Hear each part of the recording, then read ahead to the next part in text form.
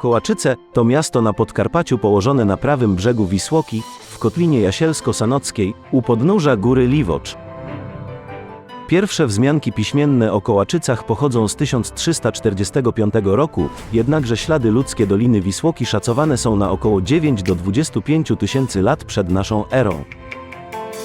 Nazwa miejscowości może wywodzić się od pobliskiego grodu Golesz, Golesz, Goleszyce, Koleszyce, Kołaczyce.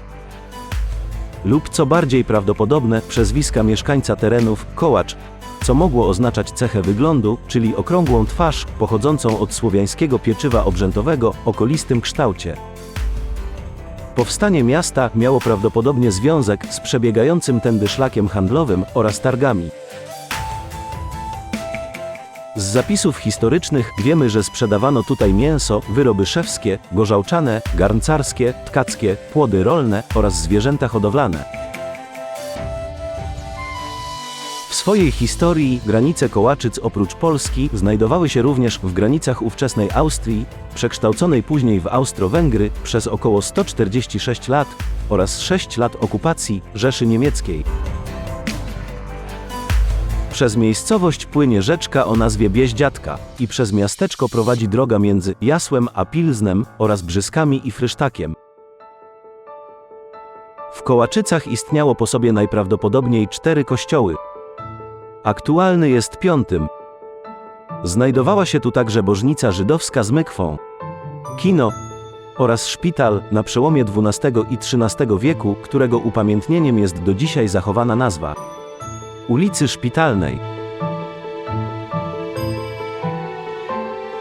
Niegdyś Kołaczyce były miejscowością multietniczną.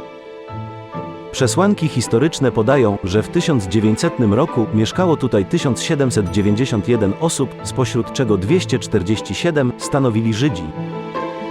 A według spisu ludności z 1871 roku żyli tutaj wyznawcy kościoła grecko-katolickiego.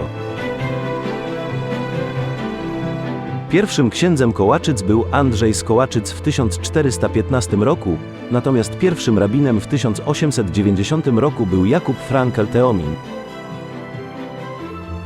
W miasteczku znaleźć można wiele zabytków, m.in. budynki wplecione w zabudowę rynku, nieliczne kapliczki, czy choćby aktualny kościół z kropielnicą z XVII wieku, która liczy ponad 388 lat, czyli jest starsza od kościoła o 274 lata, oraz chrzcielnicę również z XVII wieku, wykonaną z czarnego marmuru w stylu barokowym. Jest jeszcze wiele innych zabytków, wartych refleksji, spacerując uliczkami miasteczka.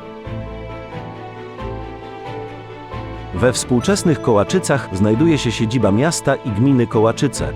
Miejscowość okalają liczne pola, lasy z pagórkami, które stanowią piękny krajobraz, a z północnego wzgórza, nad miasteczkiem, możemy podziwiać pobliski Liwocz.